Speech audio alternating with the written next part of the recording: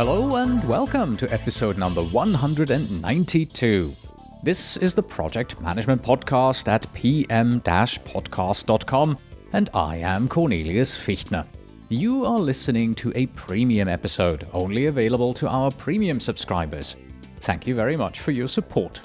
Today we continue the Project Management Podcast's Project Leadership series with another interview that I did with Suzanne Matson.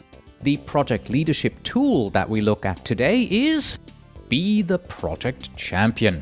So you might be wondering, what is the difference between being a project leader and being a project champion? Or whether being a leader doesn't automatically include the champion aspect as well?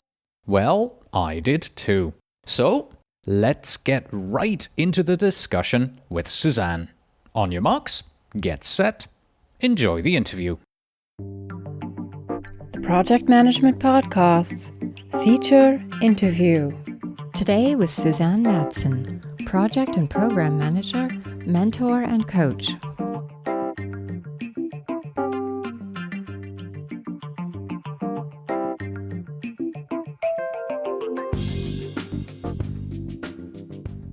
Hello, Suzanne, and thank you very much for coming back onto the Project Management Podcast. Thank you very much, Cornelius. It is a true pleasure to be here again.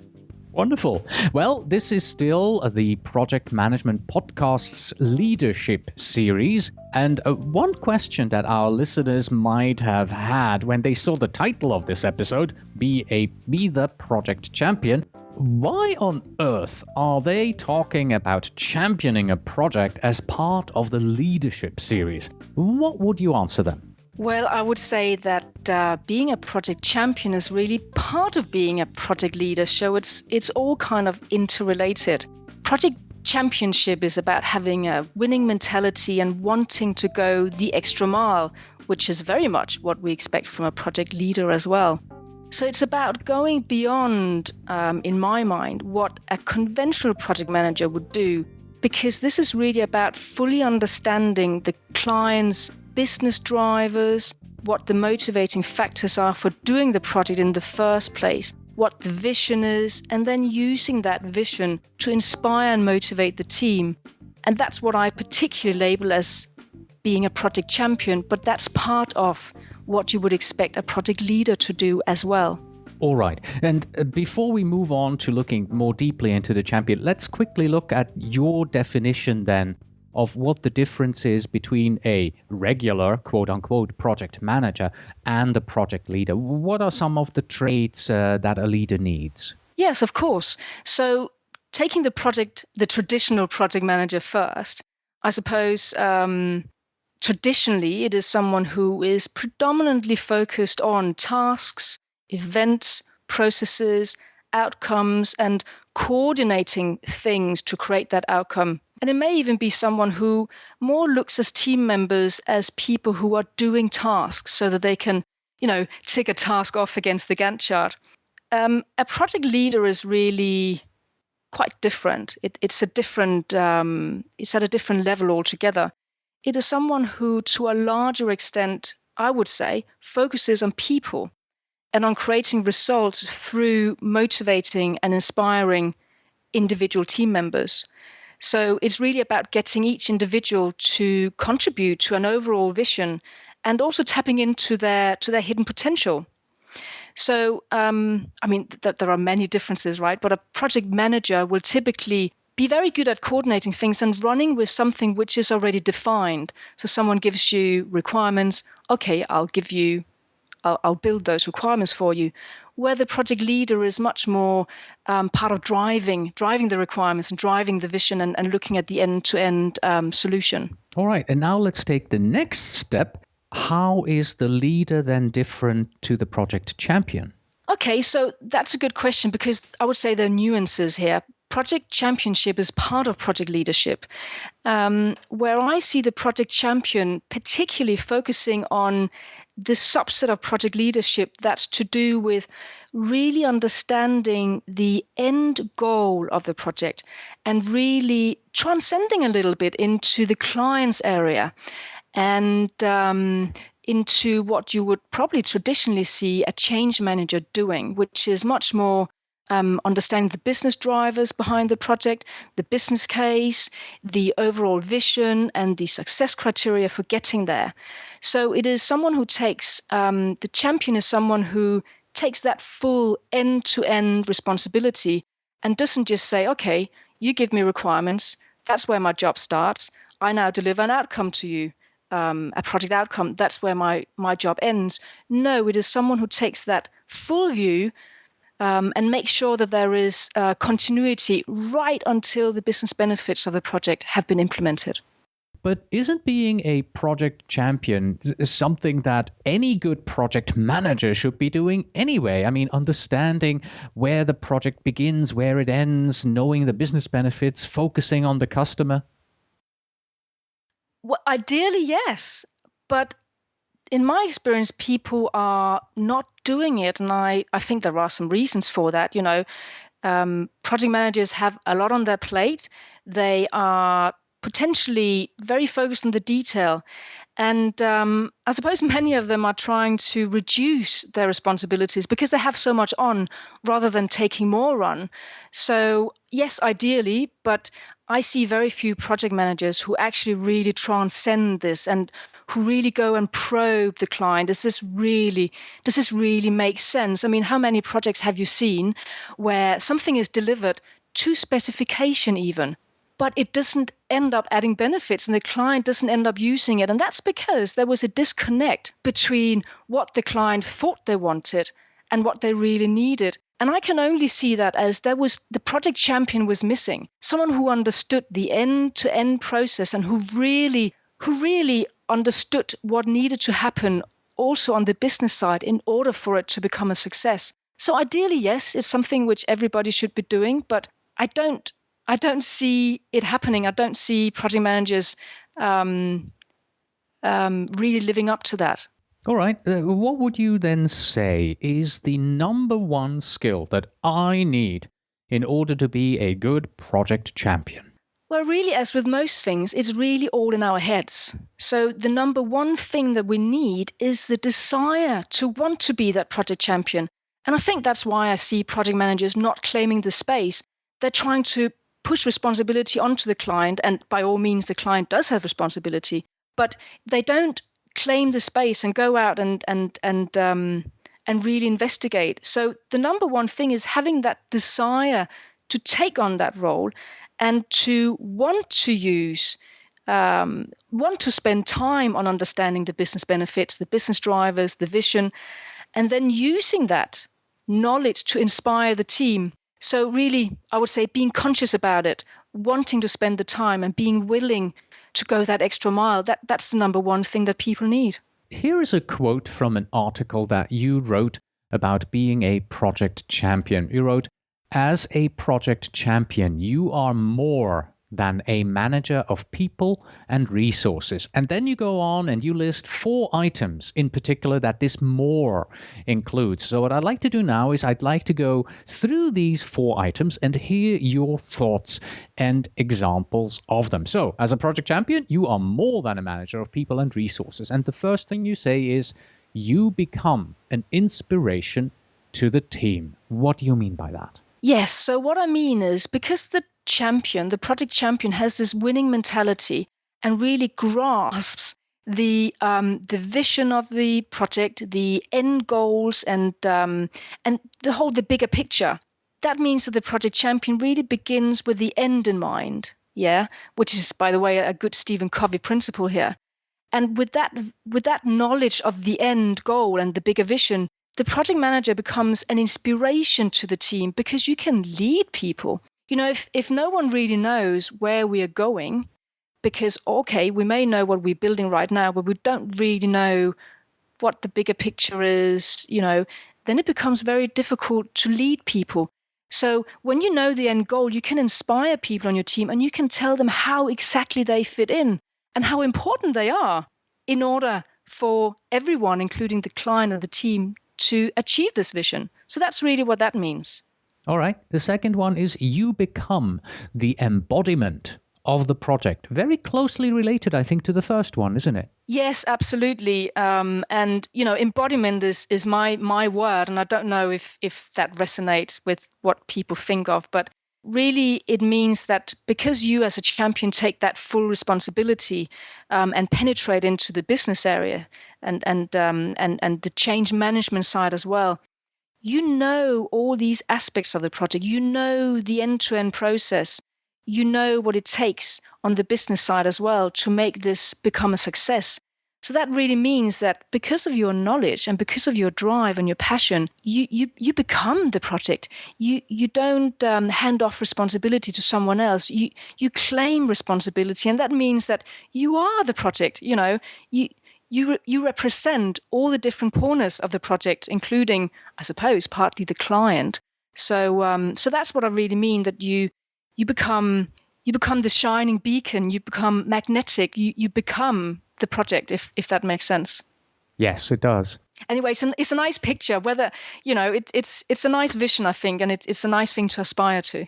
Yes, I liked it actually. I liked the word embodiment of the project because that's always how I personally felt when I was handed a new project. It really became me, or I became the project. I really felt responsible for it.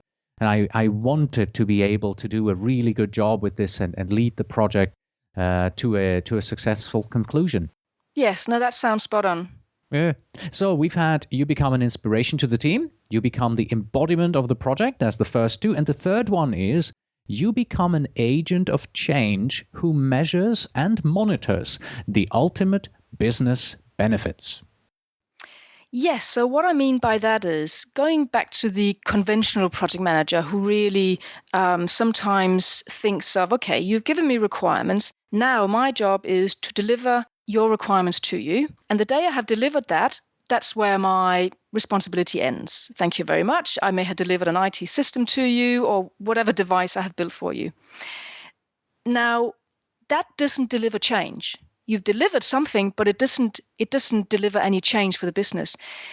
So an agent of change is someone who, again, follows through and looks beyond the point where you have delivered your outcome. You, in order to see the change, you need to see it implemented within the business side.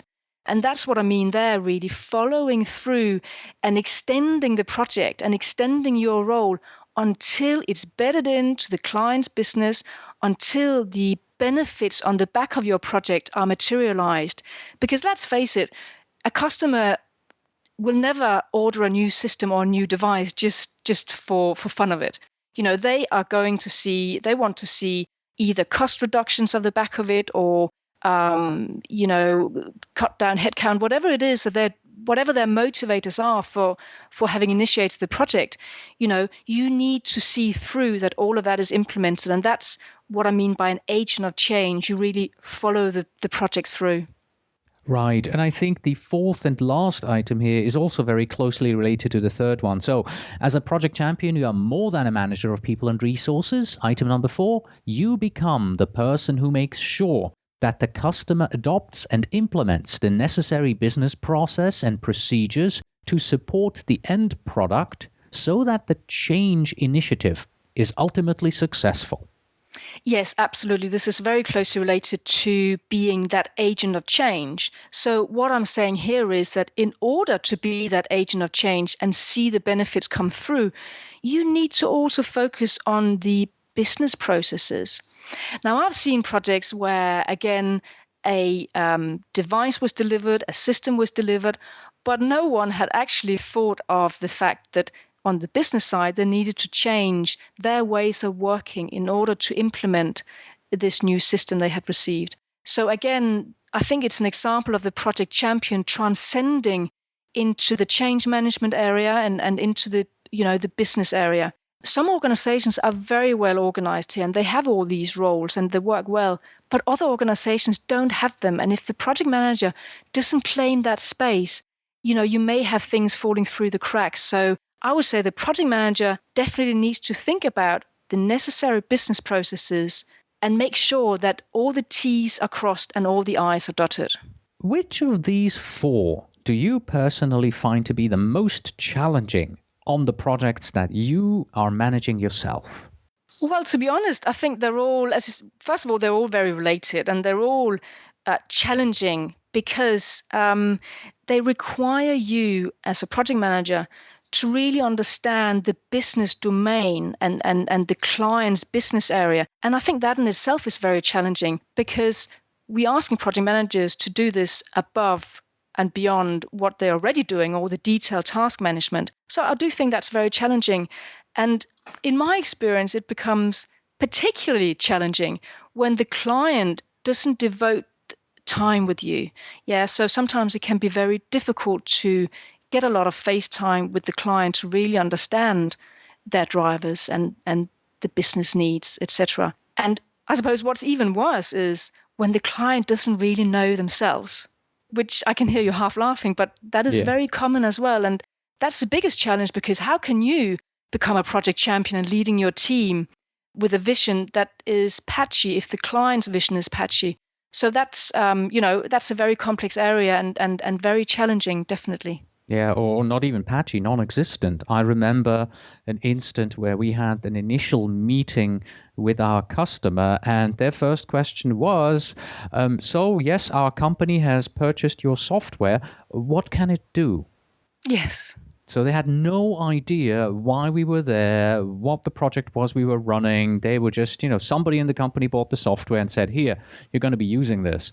And the people who were on the project team had no idea what was going on. I'd like to come back to a statement, a question we had already sort of discussed. This being a lot of work, because now that our listeners have heard, what these extra steps are. You have to go the extra mile, maybe even the extra 10 miles in order to be a project champion. It really sounds like a lot of work, and it's a lot of work on top of all the regular paperwork that my PMO already is making me do. Is this really all necessary? Well, I actually think the answer, it's easy to say yes, it's necessary, but let's put a little bit more nuance on it. So I would say it actually depends on what the individual project manager wants to get out of their career. Because you may have project managers out there who says, okay, I'm actually quite happy being a manager of tasks and coordinating processes, and I'm quite happy receiving, the requirements and delivering a product, and I'm closing the door, That's end of my responsibility. If people feel very strongly that that's their way of managing a project, so be it. However, my challenge is for those project managers out there who want to be the best they can, who want to be seen as successful project leaders, then yes, it is necessary. So I would say it depends on the individual's ambition level, but if you want to go the full way, yeah. You have to take full responsibility for the project end to end, no doubt about it. Very well. We closed our first interview with a few tips to our listeners, so let's do the same thing here again and once again give a few tips. What would you say are the top 2, maybe 3 actions that our listeners can take tomorrow on their own projects, in their own behavior, in order to become more of a champion of their projects? Okay, so the first thing I would say is that I would ask people to actually test themselves. So test their, how much of a project champion they may be today. And the way they can do this is by preparing a presentation for an imaginary client. But they should do the presentation properly and stand up and speak for about 10 minutes. So they could imagine that a new business manager comes on board, someone who, let's say, would be part of the project board. And this presentation is to talk to this new person about the overall vision of the project, the business drivers, the business case, how we're going to transition the project into the client's area, and how we're going to measure the ultimate benefits, and how we're doing against executing that vision. I think that's the acid test. If you can stand up as a project manager and speak convincingly for 10 minutes, and from the depth of your heart what the vision is and what the business drivers are, then you're probably doing all right. So I would say that's number 1. Really test yourself in the privacy of your own living room And depending on how you do, you can take action on the back of that. I think you'll know whether you do well there or not. And the second thing I would say is the second tip really is to spend time with the client. I know we mentioned before that sometimes it can be challenging because the client also has limited time, but really try to spend time inside the business to understand what it is that they do, so that you can understand the vision better and the end benefits better and the goals better. So the more time you can spend with the client, even potentially on the job with them for a while, that's definitely something I can recommend. It's invaluable information, absolutely invaluable. The third tip would be definitely to start articulating this vision. So once you started accumulating all of this information and you say, okay, I definitely know now what the end goals are, the vision. I really feel that I know what we are trying to achieve here. Then to articulate that vision towards the team. So don't just go into team meetings and talk about tasks and what have you done since yesterday and all the rest of it, which of course is still very good stuff. But in addition, do some sessions where you focus on the end goal and really try to paint that picture for your team and convey to them how they fit in. And a really good way sometimes to do this is to do some joint sessions with the client, with one of the client representatives. Do some sessions where the client talks about their business and you do joint presentations to the team so that people on the team feel connected to the end vision. I've seen so many projects where there is a layer and some of the developers, they never get to meet the client or the end users, depending on the size of the project. So really try to integrate that a bit more and articulate that vision to the team. Excellent. Once again, thanks very much for these tips. Thanks very much for having been on the Project Management Podcast a second time. Appreciate it. Thank you very much, Cornelius.